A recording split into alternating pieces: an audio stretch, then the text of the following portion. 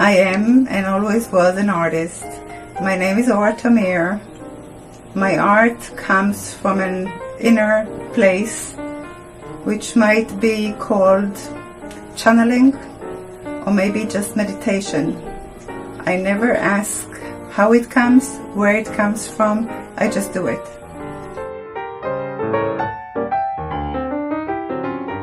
I started painting when I was a little girl, really tiny, when I could hold a pencil basically.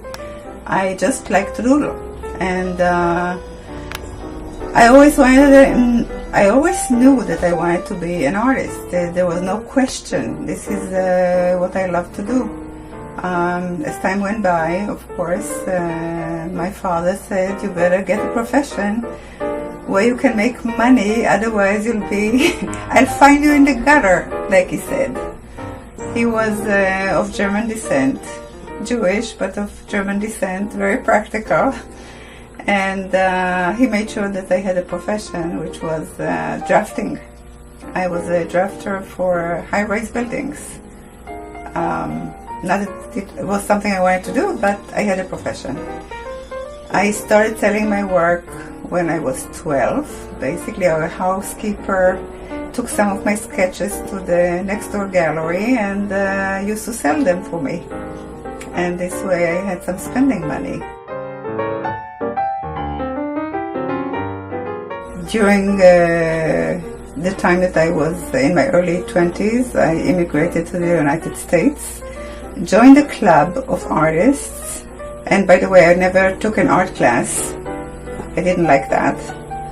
So I started painting with them, and they invited a critic from New York, an art critic, to critique work, and he raved about my work. So everybody started to say, hey, you better come with us and do some shows. Since I was very busy with 3 toddlers at a time, I sent my husband to do the art shows, and he would go to an art show and come home empty-handed. And everything started rolling from there. So I was painting. I started actually exhibiting in the United States.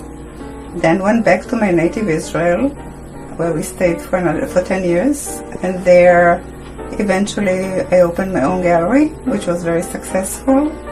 After 10 years in Israel, came back to this country and had to start all the way from scratch.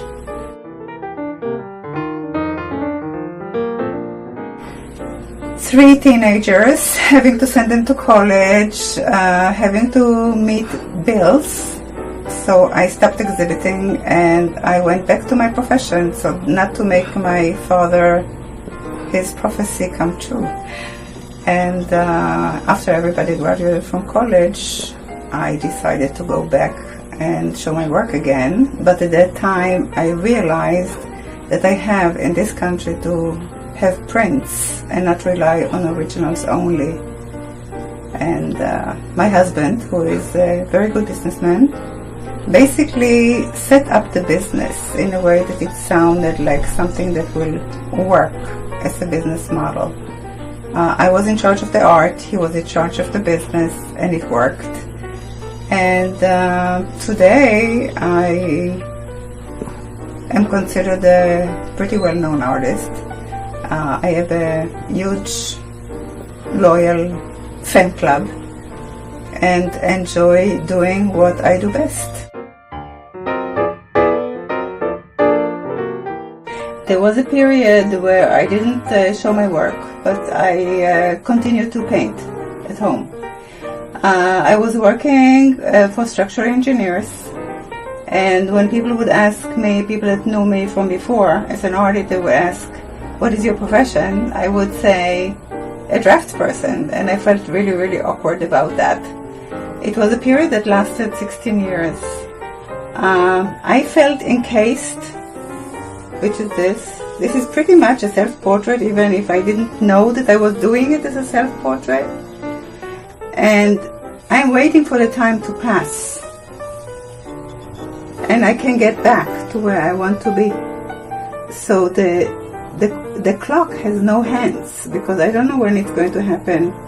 but I always keep the hope that it will happen one day and I will be able to go back to what I love to do.